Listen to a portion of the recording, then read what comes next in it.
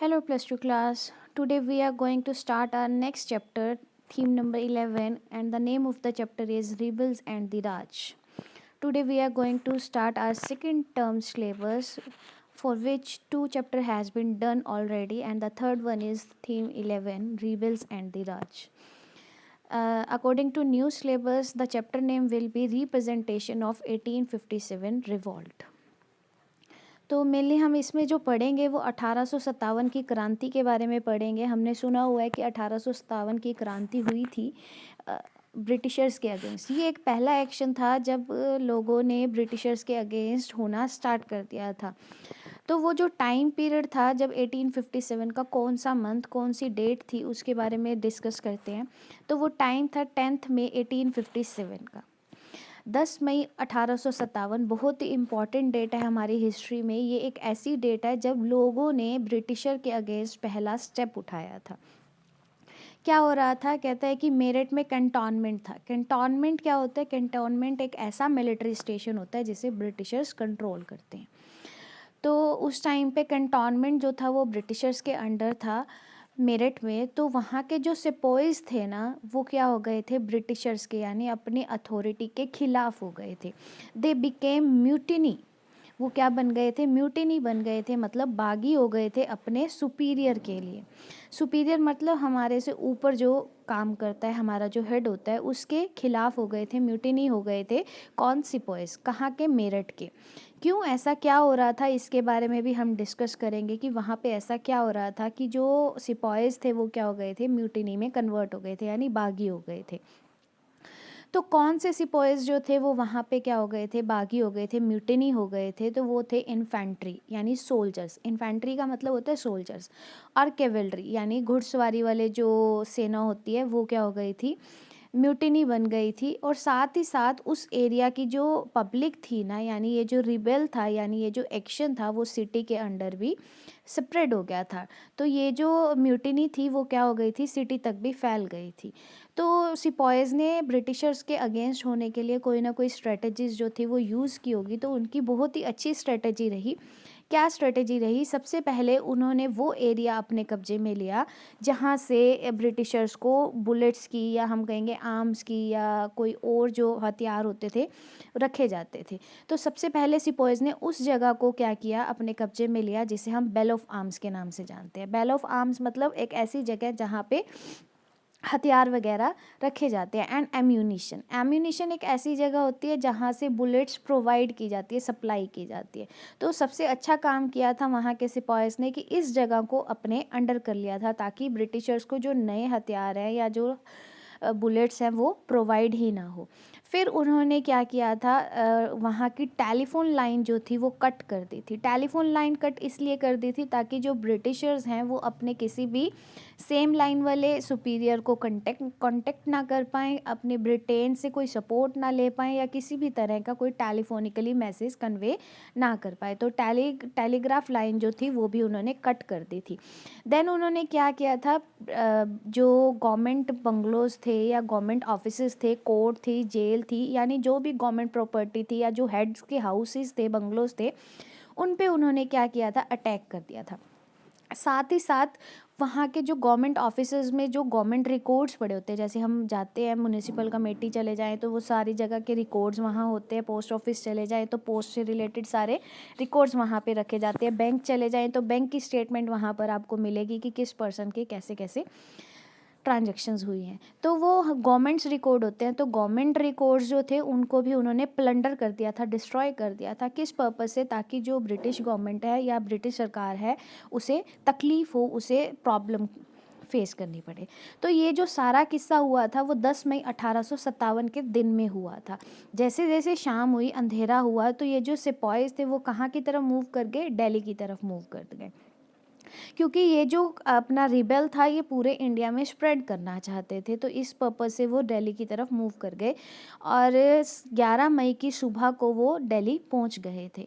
तो 11 मई और यहाँ पे इसलिए मेंशन किया गया क्योंकि वहाँ पे दिल्ली में जो था उस टाइम पे मुस्लिम्स बहुत ज़्यादा रहते थे।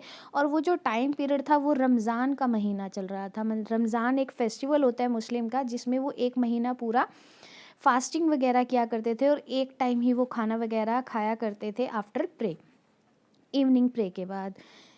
तो वहाँ पे क्या हो रहा था, रमज़ान का फेस्टिवल चल रहा था और दिल्ली में उस टाइम पे जो मुग़ल एम्परर राज कर रहे थे, जिनकी क्राउन था, वो थे बहादुर शाह जफ़र। बहादुर शाह जफ़र जो थे वो लास्ट मुग़ल एम्परर थे। लास्ट मुग़ल एम्परर इसलिए कहा गया क्योंकि इस पर्सन के बाद जो मुग़ल एम्पायर था ना वो डिस्ट्रॉय हो गया था, वीक पड़ गए थे ये बहुत ज़्यादा, इसीलिए इन्हें लास्ट मुग़ल एम्परर भी कहा जाता है। तो बहादुर शाह जफ़र जो थे वो दिल्ली में राज कर रहे थे। तो जैसे ही वो रमज़ान के महीने में अपना मतलब प्रेयर के बाद, खाना खुना खाने के बाद उठते हैं अपनी जगह से, तो वो देखते हैं कि गेट पे कुछ ना कुछ कमोशन हो रही है। कमोशन का मतलब होता है हल्ला बोल, यानी कुछ फुसफुसाने या कुछ शोर शराबा ऐसा कुछ हो रहा था। तो उन्होंने अपने मैसेंजर से पूछा कि क्या हो रहा है, तो मैसेंजर ने बताया कि कुछ सिपाहीज़ जो हैं मेरठ से आए हैं और वो इंग्लिश मैन यानी वहाँ पे जो ब्रिटिशर्स हैं उनको मार कर आए हैं। और इसी के साथ साथ जो कुछ सिपाहीज़ थे वो एक कुछ तो मुग़ल एम्परर के दरबार में आ गए कोर्ट में, और कुछ रेड फोर्ट की तरफ एंटर कर गए थे और विदाउट एटिकेट मतलब रेड फोर्ट में एंटर करने के कुछ रूल्स एंड रेगुलेशंस थे, कोई तरीके थे, तो उन तरीक़ों को फॉलो ना करते हुए वो रेड फोर्ट में एंटर कर जाते। तो इस तरह से जो सिपाहीज़ थे उन्होंने क्या किया था, मुग़ल कोर्ट में एंटर कर लिया था और मुग़ल एम्परर से यानी बहादुर शाह जफ़र से उनको सपोर्ट की डिमांड की थी। यहाँ पे मैं एक चीज़ और बताने भूल गई हूँ। तो उन्होंने क्या किया था, मुग़ल सपोर्ट यानी मुग़ल एम्परर की पनाह यानी उनकी सपोर्ट मांगी थी ताकि वो जो है इस रिबेल को बहुत ज़्यादा फैला सकें।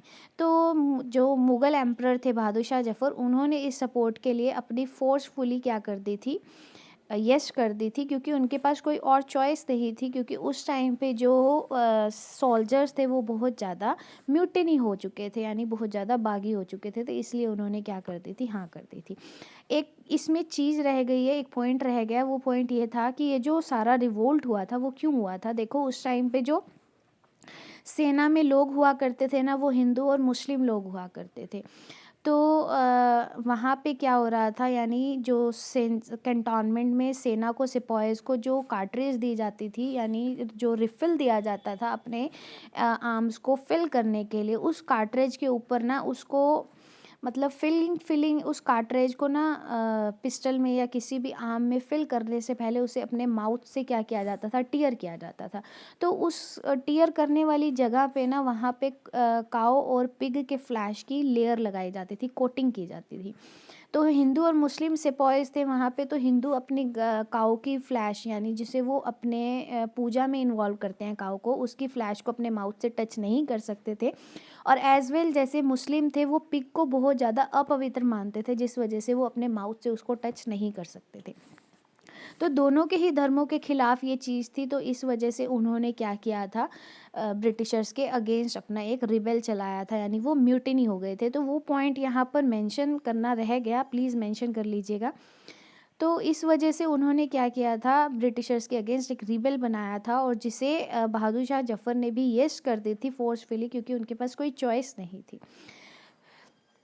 ये जो सारा किस्सा हुआ था ये 11 मई को 10 को ये स्टार्ट हुआ था, 11 तक ये दिल्ली में पहुंच गया था। फिर 12 और 13 मई में ये जो रिबेल था वो बहुत ज़्यादा स्प्रेड हो गया था, और इतना स्प्रेड हो गया था कि इसने दिल्ली का मोस्टली पार्ट जो था वो कवर कर लिया था। तो ब्रिटिशर्स को ये रियलाइज़ हुआ था कि गंगेटिक वैली और वेस्ट दिल्ली का जो हिस्सा है उसके ऊपर उनका अब इतना ज़्यादा कंट्रोल नहीं है। तो this is the introductory part of your chapter, that is rebels and Raj, जिसे हम रिप्रेजेंटेशन ऑफ 1857 रिवॉल्ट के नाम से भी जानते हैं। तो आई होप आपको ये जो इंट्रोडक्टरी पार्ट है वो समझ आया होगा। In our next video we will discuss our first topic, that is pattern of rebellion, जिसमें हम ये पढ़ेंगे कि रिबेलियन का क्या तरीका था एक रिबेल को करने का। तो I hope you will understand, you have understood this topic. If you understood this topic, please don't forget to pray for everyone so that everything will be fine soon and we will freely enjoy our life as earlier. So see you in next video. Till then, take care everybody. Have a nice day.